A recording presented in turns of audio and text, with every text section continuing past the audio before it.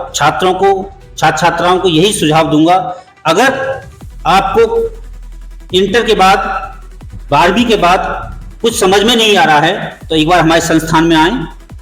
मैं आपको अच्छी अपॉर्चुनिटी बताऊंगा। आप जरूरी नहीं है कि आप हमारे संस्थान में जो कोर्स हैं केवल वही बताए जाएंगे, उससे अलग जो भी कोर्स होंगे उसके बारे में बताए जाएंगे। आप कहीं भी जाके प्रवेश ले सकते हैं। अगर मेरे संस्थान में कोर्स है तो मेरे संस्थान में प्रवेश ले सकते हैं, अन्यथा कहीं भी पूरे इंडिया में कहीं भी प्रवेश ले सकते हैं।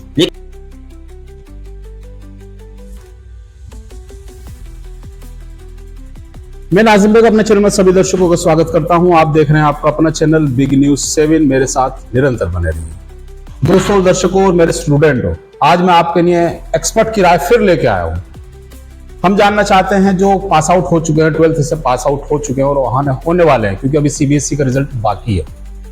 हम एक्सपर्ट की राय में पूछना चाहते हैं। हमारे साथ प्रमोद शर्मा जी हैं, जो कि सत्यदेव इंस्टीट्यूट से डायरेक्टर हैं, कि जो बच्चे 12th पास हो जाते हैं उनको क्या करना चाहिए, क्योंकि हम आमतौर पर देखते हैं कि वो अपने साथियों के साथ जाना पसंद करते हैं, जबकि उनका फ्यूचर कुछ और होता है, सोच कुछ और होती है। कुछ बच्चे बीकॉम करते हैं, कुछ बीएससी बीसीए करते हैं, कुछ डी फार्मा में चले जाते हैं।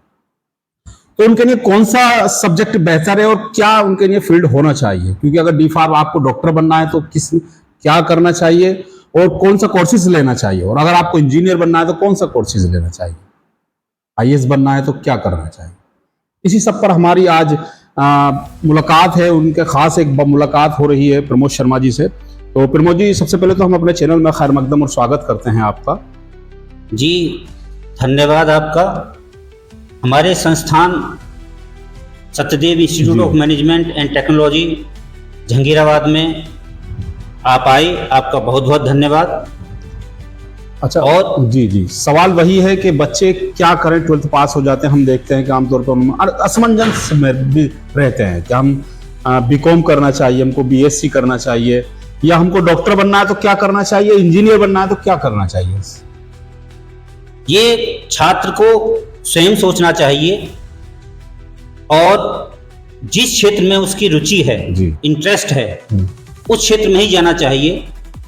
कैरियर बनाने के लिए छात्र को अपना स्टैंडर्ड के अनुसार सब्जेक्ट चुनना चाहिए। अगर आप इंजीनियर बनना चाहते हैं तो देखें कि मेरे अंदर कितना पोटेंशियल है, उसी के अनुसार आप 12th के बाद बीटेक कर सकते हैं। अगर मेडिकल क्षेत्र में जाना चाहते हैं, अगर आपकी स्थिति अच्छी है, इकोनॉमी स्थिति अच्छी है, तो आप एमबीबीएस कर सकते हैं। अगर केवल मेडिकल क्षेत्र में ही जाना चाहते हैं तो आप डी फार्मा आपके लिए सबसे अच्छा ऑप्शन है, सबसे सस्ता ऑप्शन है। जो लोग स्वयं का बिजनेस करना चाहते हैं वो डी फार्मा कर सकते हैं। और एक बीसीए कोर्स ऐसा कोर्स है जो आज के ज़माने में, आज की आधुनिक युग में कंप्यूटर की हर जगह आवश्यकता है।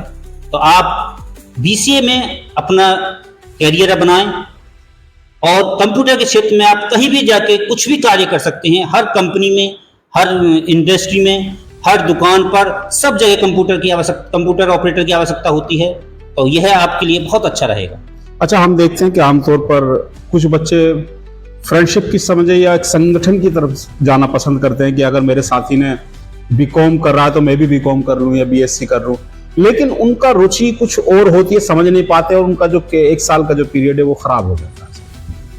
समझना नहीं चाहते वो बच्चा समझ नहीं पाता। ये एक मनोवैज्ञानिक समस्या है जी। लेकिन ये अभिभावकों को चाहिए कि उनको एक अच्छे गाइडेंस दिलाएं, कैरियर काउंसलर के पास ले जाएं, उनसे उसकी मुलाकात कराएं, जिससे वह उनके कैरियर के प्रति बहुत अच्छा रास्ता बताएंगे। जो उनके अंदर कौन सी प्रतिभा छुपी है उसको निकाल के लाएंगे और उसी प्रतिभा को वो आगे बताएंगे। अच्छा, जैसे मैं आमतौर पर किसी को डॉक्टर बनना, वो चाहता है चिकित्सा क्षेत्र में जाऊं, मैं डॉक्टर बनूं, तो उसके लिए कौन सा कोर्सेज करना होगा और क्या क्या करना होता है।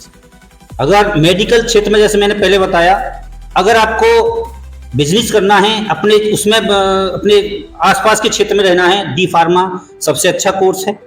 आप मेडिकल स्टोर खोल सकते हैं जी। फार्मेसी है, फार्मेसी आप कहीं भी फार्मेसी की तरफ जा सकते हैं। हर हॉस्पिटल में फार्मेसी की आवश्यकता होती है, तो वहाँ पर आप अप्लाई कर सकते हैं। तो डी फार्मा बहुत अच्छा कोर्स है, डिप्लोमा यहाँ लोकल क्षेत्र के हिसाब से।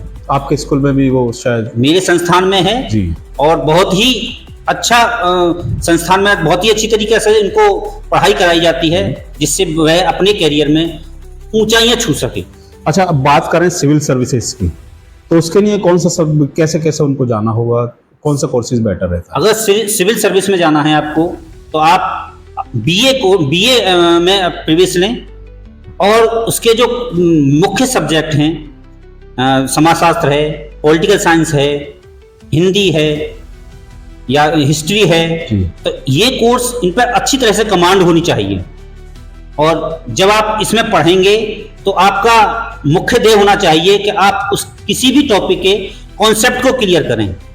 जब कॉन्सेप्ट को क्लियर कर लेंगे तो उसके बाद ही आप उसके अंदर तक की पूरी समस्या को समझ सकते हैं। अच्छा, बात इंजीनियर की आ जाए तो इंजीनियर कैसे बना जा सकता है? अगर इंजीनियर के बारे में, तो आप साइंस स्ट्रीम के हैं, अगर मैथ आपका बहुत अच्छा है तो आप इंजीनियरिंग लाइन में जा सकते हैं।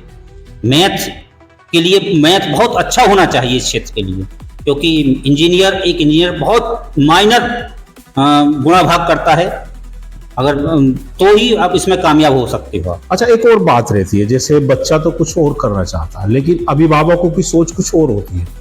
वो उसको प्रेशराइज करते हैं कि आप जो है बनना तो उसको इंजीनियर या वकील या डॉक्टर है, कहते हैं कि तुम आईएएस बनिए हुए, तुम ये, तो वो उससे कैसे निकल के आए, और अभिभावकों को उस दौरान क्या करना चाहिए, बच्चे को क्या करना चाहिए? प्राय यह देखने में आया है कि अभिभावक अपनी सोच को बच्चे के ऊपर थोपते हैं जी।